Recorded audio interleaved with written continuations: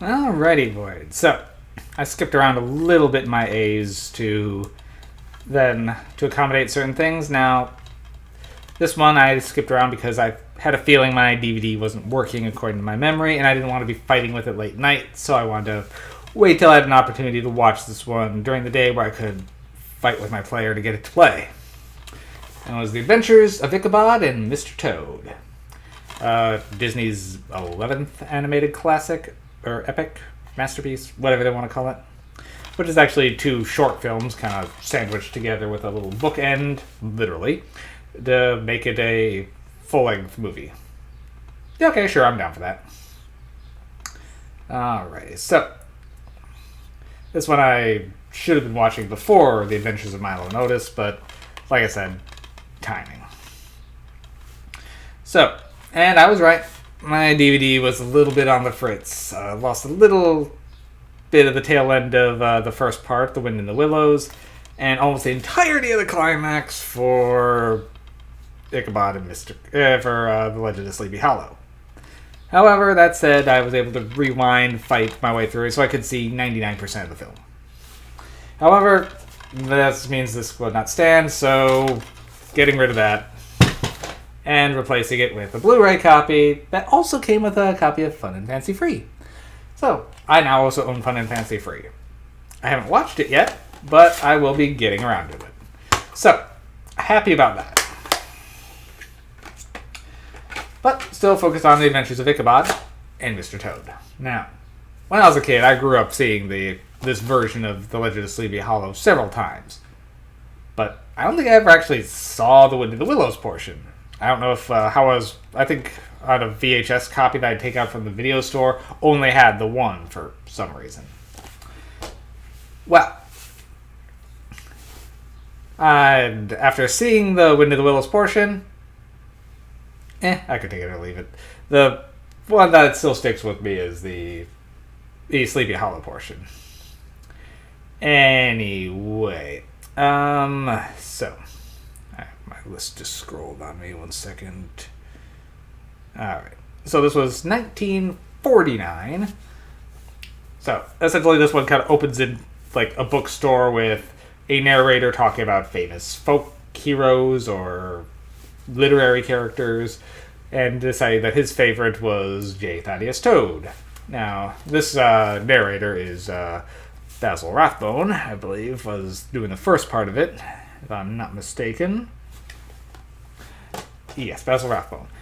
He handles the narration for the first part, and at first it looked like he was just going to do voiceovers for the characters, because he does that in the first scene, but after that it does get to be a normal story.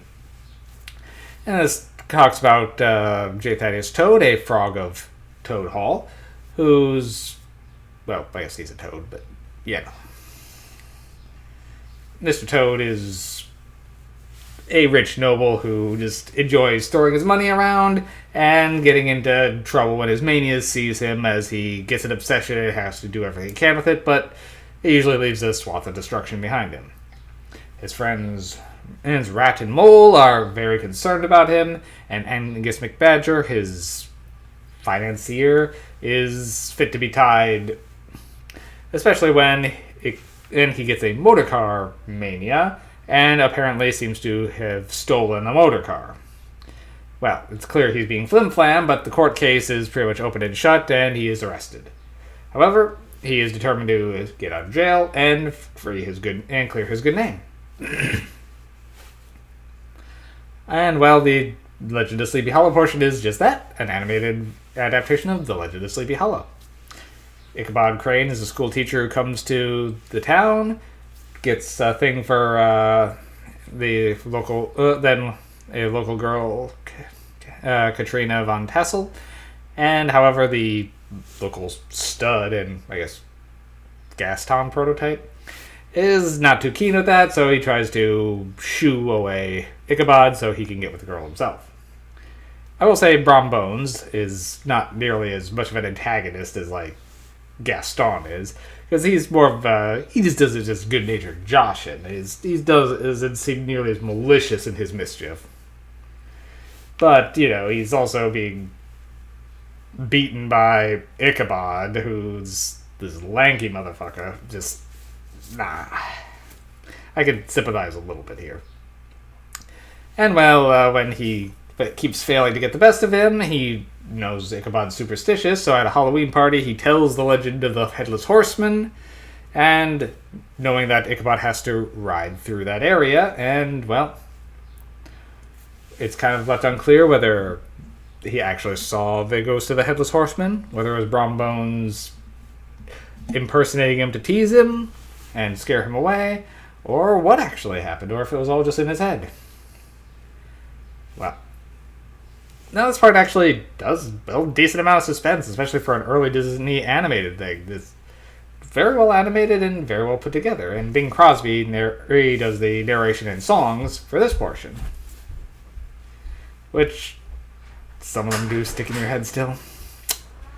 Alright, so it says this is like 2 movies. It's kind of hard to grade the whole on this, because I'd give Sleepy Hollow a good 7, but the Wind in the Willows portion is only like a 5 for me, so it's fine. So I guess we'll average it out to a 6. 6 MacGuffins as a whole. But yeah, the Sleepy Hollow portion is definitely the more worthwhile, and that's one that all the advertising usually hits, and you can tell why. Alrighty, Void.